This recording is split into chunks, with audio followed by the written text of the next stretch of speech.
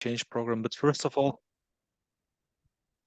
Jen, thank you for this fabulous introduction. And I cannot imagine a better MC than you warming up the room. You have warned all the people present here that this is going to be a challenging session. That is also the feedback that we have gotten from the previous session, that people were happy they attended it, but it did take some pushing through and some of their fair levels of attention.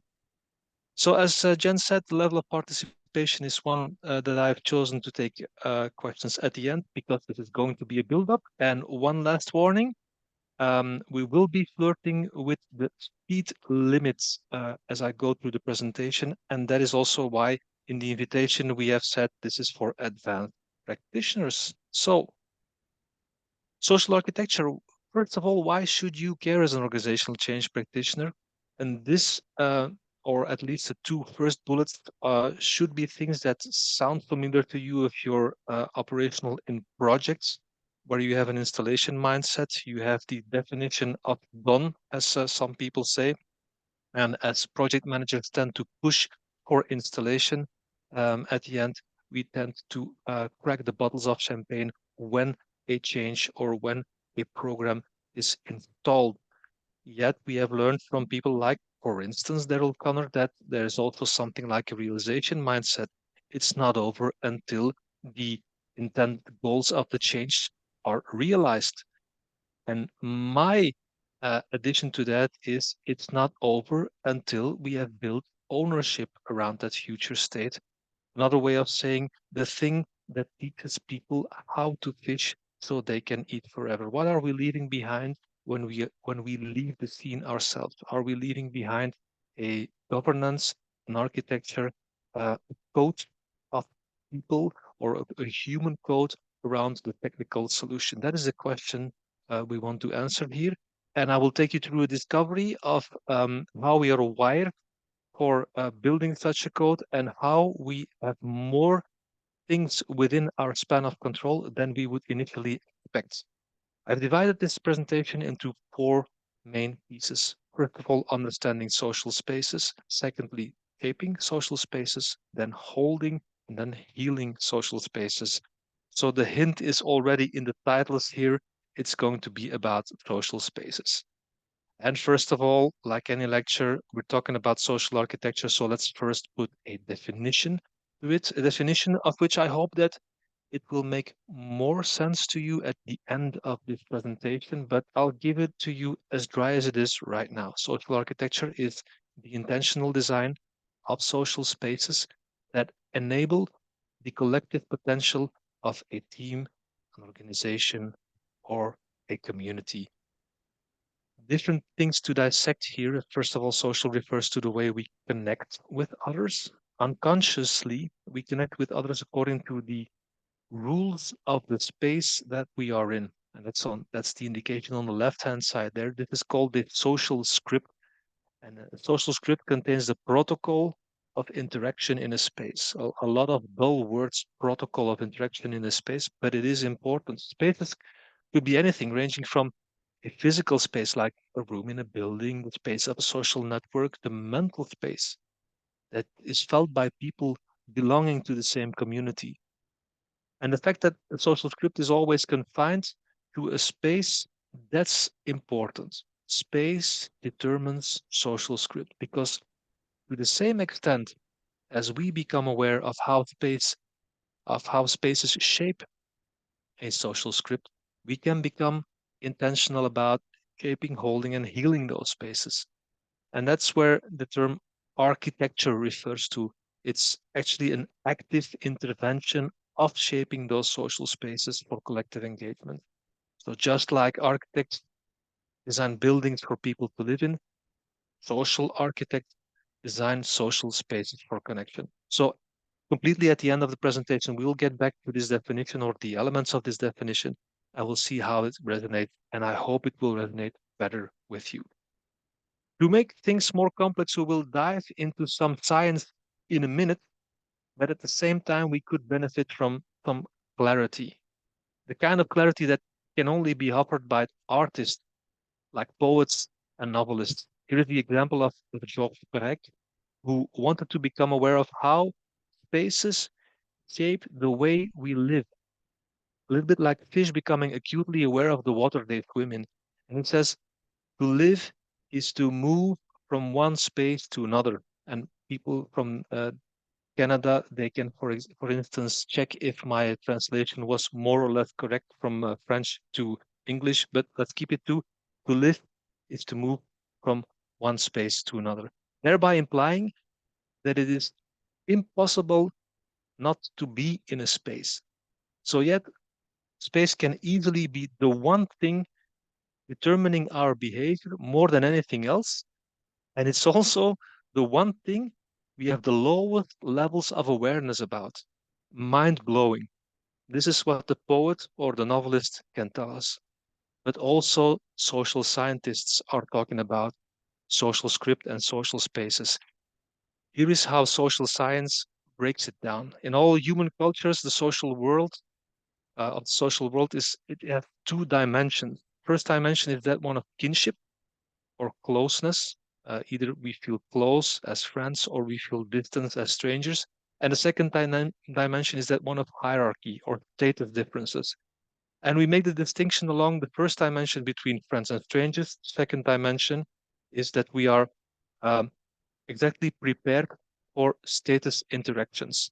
We apply a different behavior when we address members of our group who are lower or higher in social rank. That is something we encounter in our daily practice.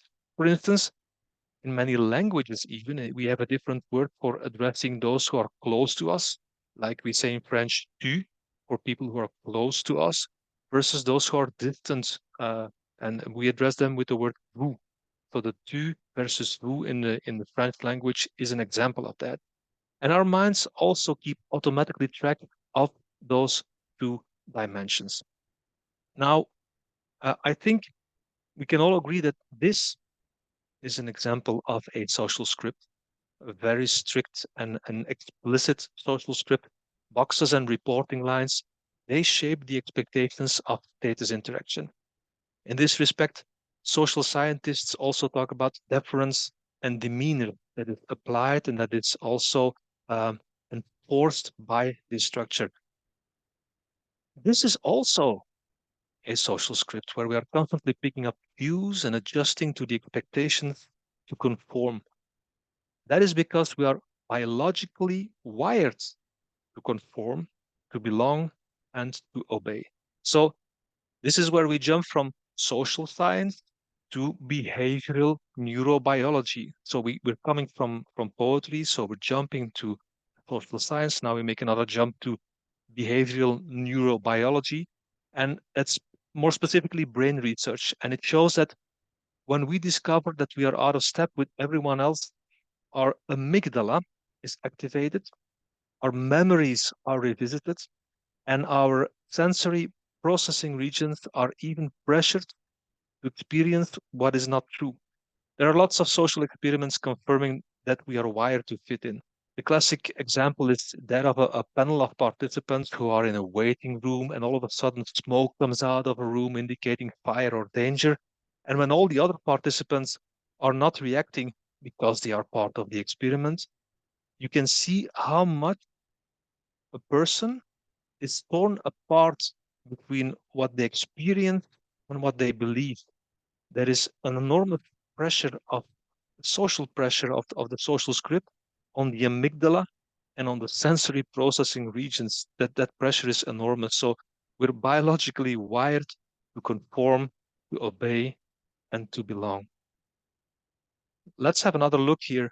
This is also a social script. Even it's one that looks very informal and festive, but here also fitting in is the norm. Let's give yet another example. It's a beautiful example of layer upon layer upon layer of social script. Notice how each separate conversation on your smartphone actually is a different social script. In each of those conversations, you behave differently according to the dimensions of kinship and status in that script. And how, in fact, You could imagine your smartphone as a multi-layered puff pastry, so to speak. In French, we say a millefeuille, but you can imagine those tasty puff pastries. I could even ask, is anybody hungry yet? Depending if it's breakfast time for you or afternoon or evening. But that's how I imagine a smartphone, like a multi-layered puff pastry. But let's get back to the science. Um, here, here he is, and with him, I would say Robert Sapolsky, whom I consider the rock star of behavioral neurobiology. I think by the end of this presentation, if I have to say neurobiology 5 times, I'll be flat on the ground. But again, he has packed a lot of his wisdom in a unique book. It's called Behave. It's a very tough read, but it's highly recommended. And one of the things he's able to prove is that as a species, we are unique in that we belong to multiple hierarchies at the same time. And only humans have that capacity to belong to multiple hierarchies, to multiple social scripts at the same time. And we are also fantastically attuned to status differences in all of those social scripts at the same time. And then you might wonder why, oh, why have I been talking about social script and how we are biologically enslaved to it? Well, it's because that is where our domain of action is situated as a social architect. So if we're going to talk about social architecture, if we're going to consider it as a domain of action, we cannot extract the full benefit, I think, if we don't understand how it is wired. And therefore, I invite you to dive just a little bit deeper and to visualize what it means to belong to multiple social scripts. Imagine the millions of conversations on your smartphone. At the same time, the webinar you are in right now, at the same time, the physical room you are in right now, and the fact that you have internalized all of them, you're processing cues in all of them in real time, and at the same time, you're doing that unconsciously. That is fantastic. It's like we're not even aware of every breath we take. We're not even aware that our heart is pounding or that we blink with our eyes. We do that automatically. And that's the same kind of processing that is automatically taking place in our brains. We are fantastic as human beings to be able to do that without any effort. So one level deeper, we are really deep diving right now. Let's have a closer look at where this superpower of constant parallel processing of multiple social scripts originates. Shall I read that one again? Let's have a closer look at where the superpower of constant parallel processing of multiple social scripts originates. So this person is Joseph Chilton Pearce, and he spent an entire part of his life, or his entire life, in researching what he called the blueprint of human development. And that's where he came up with the concept of matrix. And he defines it as a source of possibility, a source of energy to explore that possibility in a safe space within which that exploration can take place. And um, he starts his exploration by saying, well, the first matrix that we encounter is the mother's womb. And that's where it all originates.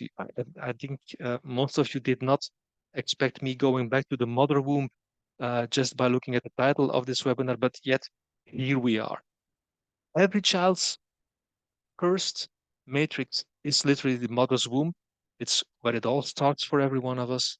Then nature's blueprint for human development provides for several matrix shifts from the womb to the mother to the earth and an ever widening circle of the terrain of surrounding the mother to the self, becoming one's own matrix to increasingly abstract matrices of higher consciousness.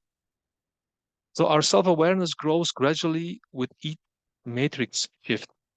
And again, let's visualize that. So this is actually what it looked like, our development. We start from the mother's womb, and the more that we create self-awareness by the age of 9, 10, up until adulthood, we develop the self, and then on top of that, we develop the social self, and on top of that, we develop the capability of collective self. And we can say the blueprint of our development is also a layer upon layer concept. So let's do it more abstract even now. Here I have tried to visualize those matrix shifts that Joseph Chilton Pearce talks about. And by the way, if you have made it with your full attention up until this point, after this slide, it will become more practical. But I need you to focus your attention on this one really hard because this one is important.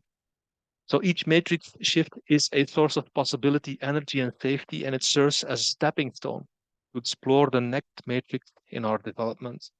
And it is our capacity of emotional bonding that is the main driver here. If you look at the left-hand side of the slide, the development of the self as a child, you can see the, both the ground layers is the awareness of self and empathy, but the thing that makes us shift from one matrix to the next matrix, from the mother's womb to the mother, to the family, to the earth, that depends on our capacity of bonding. So our capacity of emotional bonding is the main driver here. And remember what he says about possibility, energy, and safety. If a certain matrix offers possibility, energy, and safety, it is safe enough to explore the next matrix and the next and the next. That's the layer concept. So my theory is that the dynamic also applies later in life, and that's the right-hand side of this slide, when we connect with other groups and communities, and our capacity of emotional bonding has become a sense of belonging or a sense of community. And that is what makes us move up and down and build layer upon layer. But the essence of sense of community is our capacity of emotional bonding. And it means that in every script we end up in, we are programmed to look for a kind of connection that offers possibility, energy, and safety. So in a sense, you could also say that the left-hand side and the right-hand side, this is the map of life. So I have the ambition to claim that this is the map of life, as Joseph Kilton Pierce puts it. And maybe by now you could make a similar drawing of your own layers of your own life, and you could ask the question, which of those layers give me the most possibility, the most energy, and offer a safe space for me to explore? And you could, if you will, assess the quality of the social spaces you are involved in solely based on those three elements: possibility, energy, and safety. Yet, that would only be half the story because we have also agency in this story. So we're not only a consumer of what we see layer upon layer, we also have agency in this story. And that's uh, we could remember that spaces are one thing, but shaping social spaces is where we can also be active. This is what I mean with shaping social spaces. And for some of you, the drawing may look familiar because it is one of the main drawings that I always use when I explain sense of community and community development. It is um, what a community looks like and what sets a community apart from a group. So the question now becomes, how do we shape a space of possibility, energy, and safety? And it turns out that there are components we can work with. And the first component is called membership. Membership is the thing that makes us belong to a group. And membership is nothing else than saying those people are in and those people are out. So all of a sudden, there exists a boundary between us and them. And a boundary is something we can shape actively. Also, emotional safety and the fact that we can um, build emotional safety for the in-group is also something we can actively build. Membership, for instance, if we look at the psychology of um, making explicit roles within a project or within a context, I will later in this presentation refer to it as creating protocol. If we build roles and define roles, we reduce role ambiguity. Role ambiguity is one of those things that make us that make our amygdala flip uh, in all directions. Um, The psychology of roles is that it creates permission for people to behave and to act a certain way, and that it reduces the uncertainty of not knowing how to behave. There is also the second part, and it's also more in the middle or left-hand side of the drawing. It's called influence. The thing is that I make personal investments of time and of vulnerability into a group, and out of there, I pull a sense of belonging. That's also something that's also dynamic that we can um, uh, motivate, because we can give people, for instance, authorship. We can give them the steering wheel in their hands, and for certain parts of our project, we can ask them to become the author, ask them to become active as a member. And through that, if we make people active as an author, what we create, or what we cultivate, is dignity and respect. Dignity and respect are those things like some people say it's like oxygen. Nobody talks about it until you take it away. And by giving authorship, what you're doing actually in a relationship or in a community is you're adding oxygen to that relationship. The third part is reinforcement. It's that those are the wheels turning at the bottom of almost at the bottom of that drawing. That's about autonomy, and autonomy is the thing that make it challenging for a person to belong to a community. I have no I have no interest in joining a community that simply states people living in this street. There's no challenge in that. Yet there is a big challenge for me to join a community that says the best cyclists in this town, in this area, in this part of your town. Then I am challenged to be, in being my type of person, to be part of a certain community. And Jen will maybe later make jokes about mammals, and she will explain um, what that abbreviation means later in presentation. But for now, there's a fourth element that we can actively um, talk about, or that we can actively consider within the boundaries of our span of control, and the shared journey. That is how we talk about and how we reiterate stories about our community, about who we are and how we talk about ourselves. Not only how we advertise our community, but which are the war stories, or which are the stories that that we constantly talk about when we refer to ourselves, and what is the language that we use. Language is a very important element there. So there is just a brief um, um, a brief recollection of the four main things that we have within our span of control when we talk about shaping social spaces. But in this presentation, I don't want to dive deep into this one. I just want to refer to all the literature that I've published before on this one, if you're interested in that. I want to take one step further, and that's about holding social spaces. Let me take a sip of water.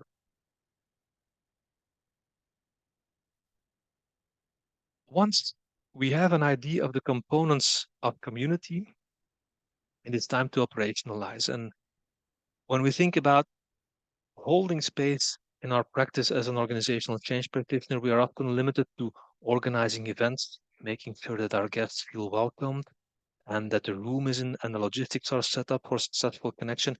And don't get me wrong, that's all important. But I think we should widen our span of control. And that is, if we, as you remember from my very first slide, if we aim for the sustainability mindset, and if we aim to leave behind leave behind something at the end of our project that people are capable of building ownership for the thing that we leave behind. First of all, first element is making sure that people show up as they are. The definition of that is authenticity. Authenticity, in my own definition, is resonance between who I am and how I show up. Who I am is the self, and how I show up is the social self. When there is what I call internal resonance between who I am and how I show up, then my behavior is authentic and I'm accountable, I can be accountable for what I contribute to community. On the other hand, when there is a dissonance, when that cycle is broken, that you see here on the slide, internal dissonance between who I am and how I show up, my behavior is inauthentic and it is draining energy from myself and people around me. If constantly, all day long, I cannot be who I am, it is a source of energy draining. There is even a better and a more specific definition of authenticity given by Gabor Mate in the wonderful book, The Myth of Normal. Also a very tough read, but highly recommended. So as I said, an advanced class. The quality of being true to oneself and the capacity to shape one's own life from a deep knowledge of that self. That's a definition of authenticity and knowing our gut feelings when they arise and honoring them. And here is why. When you take apart the elements of what makes a person authentic, you will end up with three parts, in fact. The core, the essence of who you are. The second part is what you are here for, that we could call that our purpose. And then the third part is what you are truly unique at. We could call that our gifts. And uh, all three, they make up the authenticity. And knowing your gut feelings, knowing your gifts when they arise and honoring them, that is in fact authenticity. It's a difficult word. We do not often see authenticity when it occurs, and it does not always look that um, socially desired. Let's have a look at collective engagement and how it happens here and now. So this is in fact the complete picture where we want to arrive at. And the interesting part is that we need community to be fully authentic. So remember what I said just one slide before, when there is a connection and a resonance between the self and the social self, we call that authenticity. But I can only talk about full authenticity when the social self also connects and resonates with a collective self. When um, the gifts that are exchanged um, here and now, when that happens, that is when the full potential of um, context is arrived. So first of all, you need internal resonance, and a better way to put it is it's safe to be me. But secondly, there is a second condition. There is also external resonance, and that means the space is safe for me to connect. So those two conditions should be met at the same time if you want belonging to occur and if we want collective engagements to fully occur. So belonging occurs when we tell others what gift we receive, and when that happens in the present moment, community is built. Now, if that sounds a little bit too high in the sky, let's see what happens when you're, for instance, in a workshop or in a conference, most of the time in real life, and the facilitator, and you had a good time, you had the ability to connect, and you feel good, you feel like it's opened up your sense of belonging to that group. All of a sudden, the facilitator asks, "What did someone in this room say or do that made a difference for you?" And all of a sudden, people start sharing, and somebody talks to you and addresses you and makes you aware that during a certain part of the workshop, you made a comment or you did something that really made a difference for them, something that up until that moment you were very unaware of.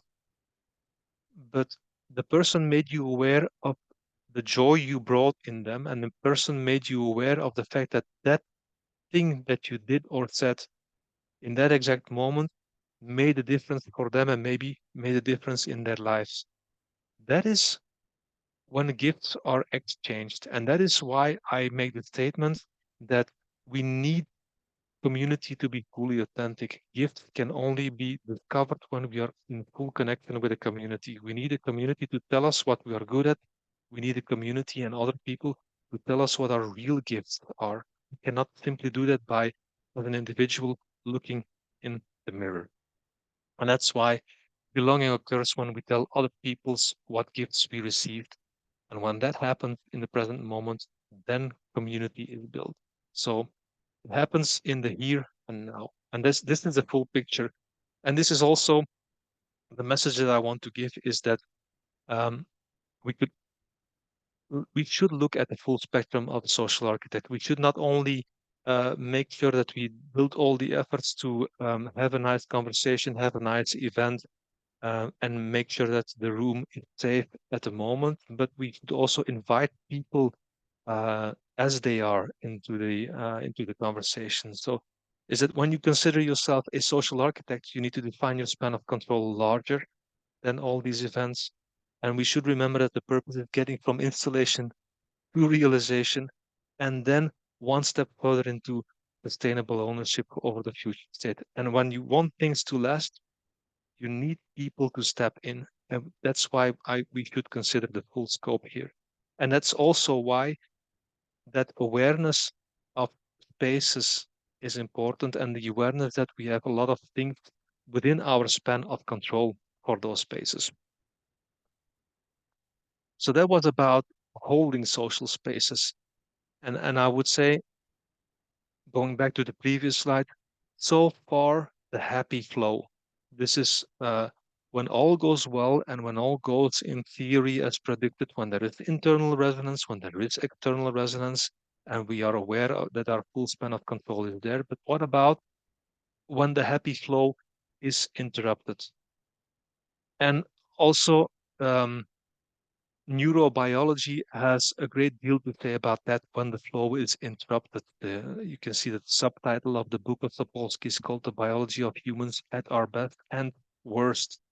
And he talks a lot about the worst part in his book and how it affects our brain and how our brains go berserk when something in the script is broken. We find it deeply unsettling, he says, with the amygdala leading front and center when status differences are ambiguous and shifting. And again, I've tried to summarize it into a drawing. Again, you can see the flow here between the self, the social self, and the collective self, and the two types of disconnect that you can have there. First of all, the internal dissonance. It is not safe to be me. There could be external dissonance. The space is unsafe to connect. And on the lower part of the drawing, I've indicated what the possible um, sources of this connection could be, or what are the sources where we should be looking at in order to restore that connection. When we talk about internal dissonance, essentially gifts of members are not recognized. We are blind to who people are in their authentic self. We do not value, we do not reflect back who they are. And it's people feel like they are an empty space, or they are not meaningful when they show up as they are. Second part of the drawing, or the right hand side, there below, we can see that state differences are too high. And that is a situation that most of us know all too well. When the state differences are too high, you cannot speak up, and there the exact words or the terms of psychological safety are exactly those terms that we need to use there. So when internal or external resonance is missing, this means that we intervene on the level of protocol, and protocol, something that sounds like a dull word that has collected dust over the past 20 or 30 years, yet it's very useful here in this context, because protocol is what makes it safe for us to connect with the collective self. Um, by protocol, when we define it, we mean being explicit about the language, about the boundaries, the agreement, the roles, the group rules, the scenarios, the checklist, the rituals, and behaviors that are okay. And I've just listed a lot of things that build protocol, and they're all within the boundaries of our span of control, like agreements, roles, group rules, scenarios, checklists, everything that makes it okay to speak up in a room, everything that makes it okay to act according to a certain role, etc. Um, there are life-saving examples of what it means to add protocol to a room. And the two most famous examples, the first one is uh, in the cockpit of an airplane, when the co-pilot experiences too much status difference between him or herself and pilot to speak up. It can lead to, and it has been researched that it can lead to airplane crashes when there is an accumulation of conversations that go awry. Um, and the second context is around the uh, operation table or around surgeon's table when the status differences are too high and the technician, the uh, next to the surgeon, does not cannot speak up when something is missing or when something is going wrong. When we add protocol to that conversation, we make it safe for people lower in rank to speak up when they notice something is wrong or something is not respected. And that's how lives are changed. So that is how life-saving and protocol can be in those contexts, but we can also use protocol in our own context. And that's why I say that it offers protection when status differences are too high. And it also provides safety for the way we show up, and it increases the chances that members of the community will start to contribute to the collective self. And that is why I talk, and that's in highlighted there about the paradox of protocol. When the social pressure of a context is high on command and control, the status differences are so high that genuine communication becomes rare, collaboration is reduced to compliance. In other words, we're blocking a climate in which people feel free to express relevant thoughts and feelings. And that is called a lack of psychological safety. But there is also a second paradox, and that's the paradox of accountability. Um, I split it up between when you're not the boss and when you are in charge because it's two sides of the same coin. When we're explicit about accountability of joining, uh, specifically when the going gets tough, we need to be able to confront people with the fact that they knew what the deal was when they showed up. And a good example of that is for those of you who have been following my talks or my presentations, this is an example that I often use. It's about the price of joining. And it was the invitation that was set up by Ernest Shackleton, who was, as we were told, recruiting for an Antarctic expedition more than a century ago. And supposedly he ran an ad in the London Times that read, "Men are wanted for hazardous journey, small wages, bitter cold, long months of complete darkness, constant danger, safe return doubtful, honor and recognition in case of success." And the thing is that supposedly the honesty and the transparency of this ad, no fewer than 5,000 people applied. And that's the paradox of being explicit about the cost of joining. It is specifically by addressing the hazardous nature of the journey that people will engage. It is transparent, it is honest, and it represents a challenge. And it also means, and that is the dark part, it also means that people can turn down the invitation. So when you invite people to join and they do join, that's when you have their accountability because they are here by choice. But when you invite people to join and they refuse to join, it should be okay for you. You should be totally okay with refusal. And the fact that refusal is possible makes a participation valuable. When a no is possible, a yes is valuable. And our job is to make explicit that refusal carries no cost. The strategy of invitation confronts people with the choice they make on whether to create something or stay passive.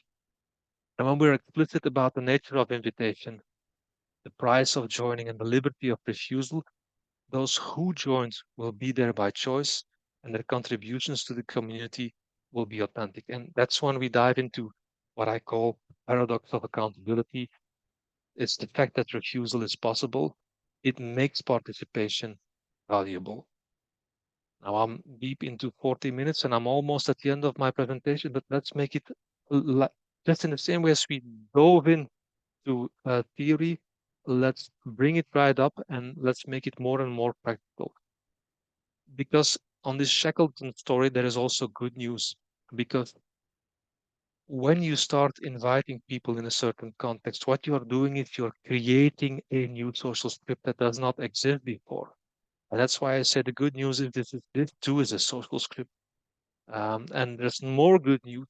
You do not need a complete organization culture to shift in order for you to shape a social space. I'm more a believer that democracy is not built like that. It is built by small bubbles of democracy, and that you can then later connect. So when you shape a small bubble of democracy that is a social script, that's when you can get going with not a lot of people, with very few people. And that's when you can discover what I call micro moments of Shackleton in your daily practice by asking every time you gather people, how, what level of participation do you want this moment to be? How participative, if at all that is an English word, do you want this moment to be? And then next, be very explicit about the protocol to the group.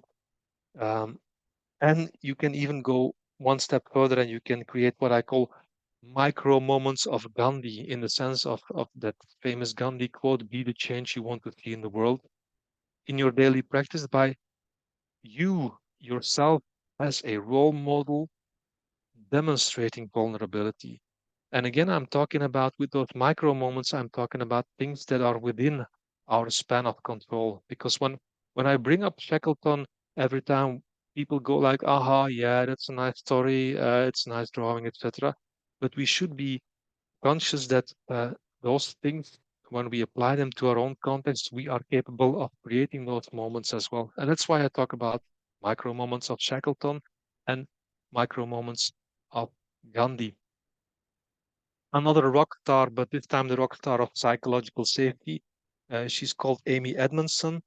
She publishes a lot. You can follow her on LinkedIn. Here is her definition of psychological safety. We touched upon it a little bit. Um, the belief that one will not be punished or humiliated for speaking up with ideas, questions, concerns, or mistakes, and that the team is safe for interpersonal risk taking. That's the definition of psychological safety. And she has also published wonderful cards with conversation starters for when you're not the boss and when you are in charge. I invite you to download them, or we will share these slides, this presentation later on, and I've included them. Copyright Amy Edmondson. And this is what I refer to when I talk about micro moments of Gandhi. This is a safe way, and these are exactly safe phrases uh, to show your vulnerability and to make the space safe, um, micro moment upon micro moment, by role modeling vulnerability. We can make that space safe.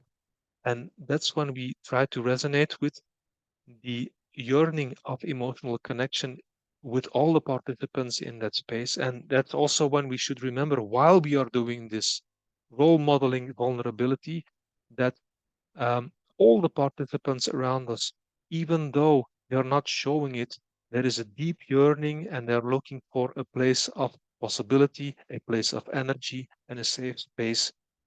And that is something we should always remember when we try to connect and we try to make a room meaningful. Last two slides. I'm starting to wrap up, like I'm folding the blanket, and I try to put it all into to one piece again. When I talk about social architecture, what I talk about is actually or what we discovered during this presentation, if you are still with me, it's a resonance seeking process. The only way to tap into the potential of the most underutilized resources of an organization is to pay attention to what that move to keep that movement going. And with that movement is that snake that you see um, in the screen going from left to right, and an ongoing flow between who we are, how we show up, and what we contribute to the collective. And the number of iterations are at least as important as the establishment of the link. But more often than not, the flow gets interrupted into specific places. We talked about gifts of members not being recognized, that it's not those moments when it's not okay to be me. We talked about status differences that are too high, those moments when we feel that the space is not safe. And in order to restore it, we need to, we ourselves, it's within our span of control that we can invite authenticity of the members so they can have a framework to become accountable. And at the same time, we can provide with our micro moments of Gandhi psychological safety in order to restore the social script of a community. And that's why I say there's no better way to summarize what the true work of a social architect consists of. It's on the one hand cultivating accountability, and on the other hand, providing psychological safety. So on the one hand, micro moments of Shackleton, and on the other hand, micro moments of Gandhi. If I could summarize it like that, that would be fantastic. It sounds almost like a social media tweet or something, but let's keep it more complex than a tweet. And I hope this is a better summary than just a tweet. A napkin, old style, old fashioned before social media. We also had napkins where we could summarize things. Let's go over them. The 5 points. If there are 5 points I want you to remember from this talk, and if you're still with me, I'm very grateful that your attention was here until now. If we want to reach the sustainable ownership at the end of a change program, we need to work on belonging and collective engagement. I hope by now that is clear. But belonging occurs when we tell others what gifts we receive. So we need to connect everyone and get them in the space and make sure that gifts are expressed and that gifts are exchanged. And when that happens in the present moment, community is built. Remember the example that I gave of the facilitator asking you what has somebody said or done that made a difference for you, and what is exchanged at that moment can be very meaningful, connecting, and lasting. So for that to occur, we need to cultivate accountability, invite people, and provide psychological safety, micro moments and micro moments. The good news is that we have biology on our side. That's why we took a deep dive in the beginning, because humans are uniquely wired to belong to multiple social spaces. And the fifth element is that once we understand the components of social spaces, and that's why I invite you to dive even further into all those parameters of what explicitly is membership and what explicitly is a community. That's when we can start to shape and hold them. And that is kind of the challenging message 1 week before Christmas that I wanted to exchange with you. And that is also where I will take another sip of water, wait for the comment. And I think, first of all, I invited Jen to explain what memo means, because that's one thing that I mentioned in my talk. Thank you, Luke. So for those who were keen